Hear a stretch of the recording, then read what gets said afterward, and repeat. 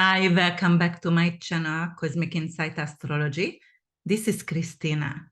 If you have an Aries rising, Aries sun or Aries moon, this is your 2023 March astrology forecast. All right, guys, this is a life-changing, life-altering, pivotal month for all of us, for the collective. It's going to bring in many changes, and it's going to be big. It's a big bang. Saturn, a social planet, what is staying usually 2.5 years in sign, going to go to Pisces. It haven't been here the last 29.5 years. And then Pluto is changing sign. And Pluto actually around the ecliptic, has a very weird trait. So right now in Aquarius going to stay around 24 years, but altogether 22, because right now the next 2 years going to go back and forth between Aqua and Capricorn. However, all the planets, when it ingress, that's when the most potential. All right, so here is the chart for Aries rising. And, if you want to calculate your rising, you need to know your birth time. And a lot of people doesn't know. So if you need a ratification, then I'm able to do that, and just check out my website for that, which is www.urbanwitch.org. All right, so we're going to go and we're going to talk about March for you guys. So here it is. I'm going to start March 7th, actually, with a Virgo full moon at 16 degrees. So we talked about that many times, but repeating myself, the full moon when, the sun and the moon actually is opposing each other in the sky. So they actually represent, the full moon always represent completion, signing of contracts, ending, finishing a task. And the full moon actually going to take place in your 6th house. 6th house is actually Virgo ruled. So for you, Aries, it's representing health, it's representing your daily routine, it's representing some kind of job, tenant, your dog, small pets, roommates, and, employees as well, if you have your own business. So what does it exactly mean over here? All right, so this full moon actually going to trine with Uranus. Uranus is in your 2nd house. The 2nd house actually over here, it's something with finances, something with your perhaps with your values and with the way you are earning money. So let's see what else it's going to represent. So it can bring actually a sudden, unexpected income, a new opportunity. The way you are earning your finances, you're earning your money can change, and you can get a new opportunity over there. It's also going to and can change your values. It can change your taste.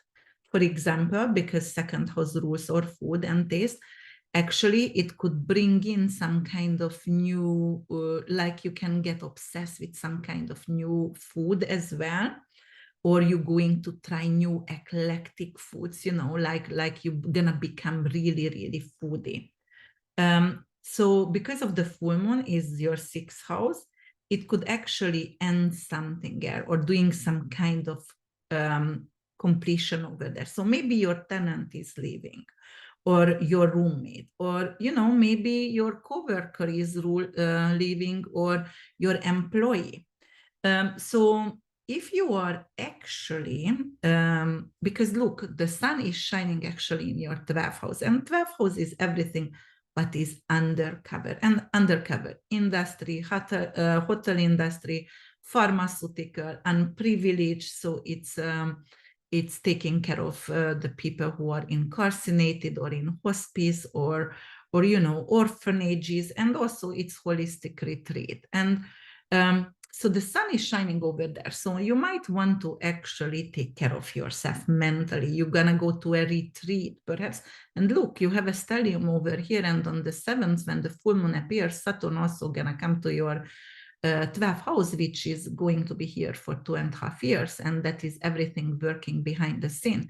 So Saturn can actually give you endurance to work behind the scene. And in 2.5 years, you're going to get a reward. If you are doing photography, artwork, working on a script, perhaps, writing a script, it could be very beneficial over here. However, Saturn is fear.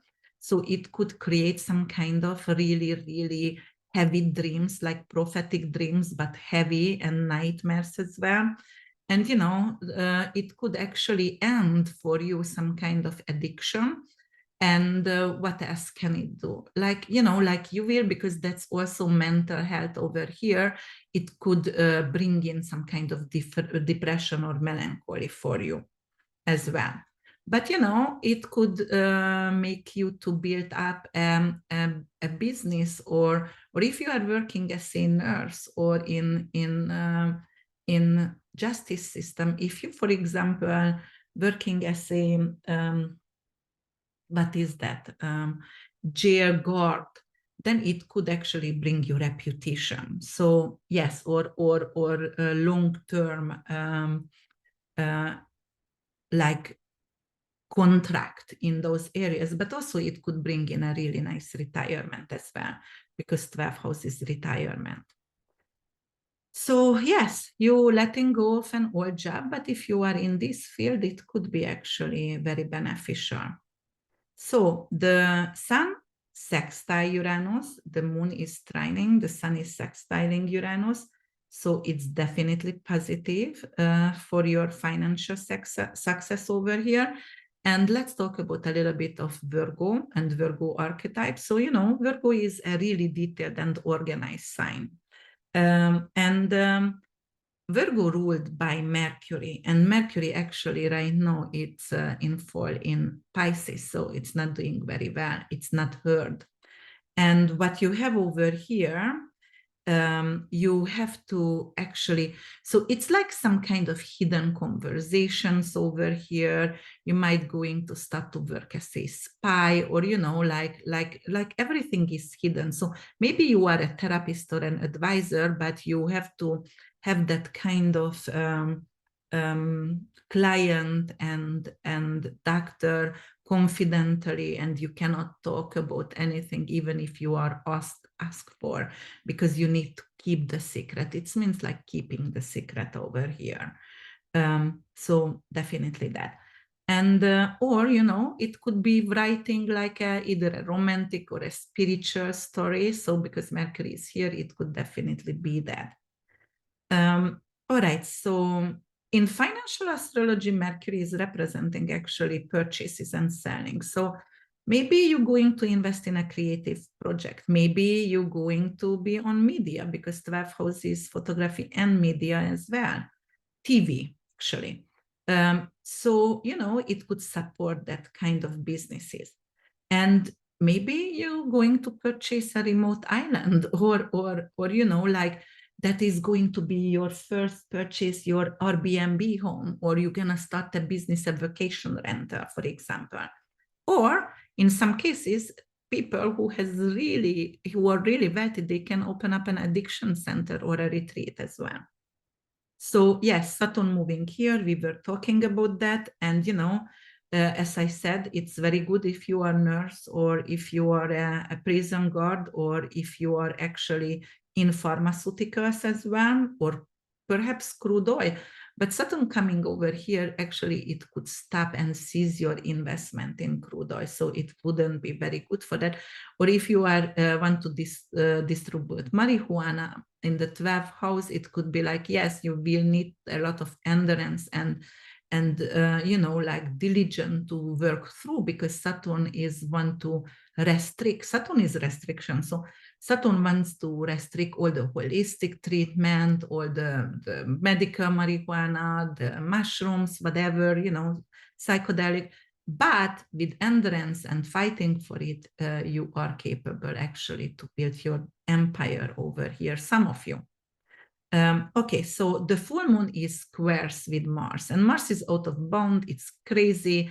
It's an air sign, so it's get a lot of flame. Okay, so Mars is crazy. It can bring in arguments with a sibling, with your neighbors, or with a friend. So be careful. Or actually, it could bring in a lawsuit with a neighbor, or maybe even with tenants. So on the 11th, we're going to have Juno and Venus entering Taurus, your second house. Second house is, like financial. It's your values. It's your wallet. It's your food. So, that is comfort and luxury, Taurus representing. And Venus is also comfort and luxury because rules Taurus. So entering over there, she's home, she feels beautiful, she feels worthy. So you can actually ask for more salary over here. So money definitely will come for you. And money can come actually from even from a soulmate, because Venus could represent Juno is there as well, and Juno is soulmate. So could come from a soulmate, or, it could be you're going to invest in very expensive art or jewelry. So maybe that's what it's going to be. You're going to invest over there. I forgot to talk about Saturn.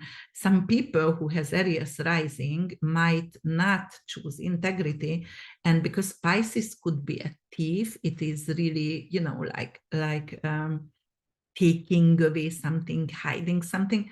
It could represent actually the mafia as well, and Saturn over there could somebody who is specialized to be a thief for expensive watches. So, there is going to be Aries rising who going to do that.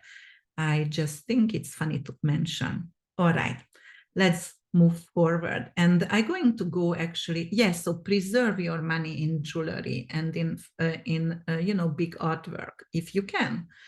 And then on the other hand, we're going to have March 19th, Mercury going to ingress Aries, your first house, that's your sign. And 20 is the sun. So happy birthday, Aries. And then you're going to have actually a new moon at 0 degrees on the world axis, which is really karmic, very, very pivotal, new beginning, something with your PR, your business, the way you represent your business or yourself, the mask, and that's your body as well. So it's emphasizing everything about your company, and you're going to have a huge stellium in your sign. You're going to celebrate yourself. Look, Venus is still here at the beginning. It's luxury, it's comfort. You are pampering yourself. Jupiter is expensive traveling you spent on, expensive jewelry you spent on. You know how to live, Aries. So it's bold and assertive energy, definitely, but you get used to that because you are this energy. So it's not really strange or alien for you. So, your sales with Venus coming here going to go up. And look, in May, but I'm going to talk about that later, you're going to have North Node still here and Jupiter going to join. So you get definitely going to create some kind of really great financial ability the next few months. So, and what I wanted to tell you also, I wanted to say about what is the new moon going to sextile with Pluto. So here, the new moon 0 degree and the 29 degrees Pluto. Pluto is money, other people's money, inheritance, right? So it's a new beginning with a new career, which could be very influential career, because Pluto's still in your 10th house. Don't forget, it's going to go to your 11th house. So it's on the cusp. So it could either bring in some kind of potential, really powerful tribe for you, or, winning a case, for example, a lawsuit. Or it could be like still like, yes, I'm still really good. By the end of the month, I can get an amazing, actually 23rd Pluto gonna leave sign. So before that, you can get a really good career, okay? Something what you really wanted, going on red carpet, going to get recognized, Nobel Prize. I don't know who is listening that and who needs this information, because some of you can have that opportunity. So then, Mars is going to leave Gemini. It was here for 7 months. It is out of bound, as I mentioned, and going to go to Cancer, to your fourth house. So over here could indicate some kind of conflict with a family member, but also, it could indicate like you're going to make a bold decision and purchase a new home or sign a contract or just getting your license, like a real estate license. Because right now you are willing to study, you are not tired, you have energy to do that. However, Mars not doing very well in Cancer. So it could be some kind of issue, for example, inflammatory issue around your lung, or it could be some kind of inflammation in the family, which means like arguments most of the time. Okay, so what else? Pluto. Yes, Pluto, when it's going to enter Aquarius, your whole entire social circle going to change, and it's going to be very pivotal. You're going to have powerful clientele, rich clientele, someone who is connected. So, it's definitely keep your integrity, because those people can actually not force you, but ask you to do something, but not necessarily would suit you or would do great for you in the future. Okay, and what else I wanted to say? Yeah, I think that's what it is. Yeah. Okay, guys, if you loved my podcast, please don't hesitate to subscribe, comment, because that's how the algorithm gonna find me, and share, because if you share with your family and friends, then more people can benefit from my readings. And I can continue, because that takes a lot of work, right? And if you would like to have a personal reading with me, I would be happy to meet you. And then check out my website, which is www.urbanwitch.org.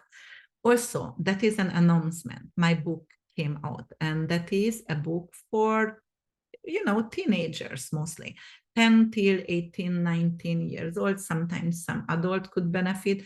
It is a lovely story, and it talks about taboos, 8 house matters, sex, death, abortion, pregnancy, everything what those teenagers needs to know, and who cannot turn to anyone because they creating a haze, a guilty haze around these matters.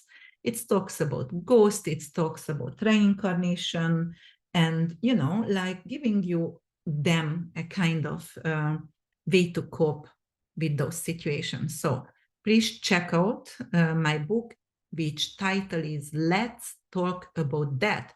And over there, I chosen a pen name which going to be Uma Kriko.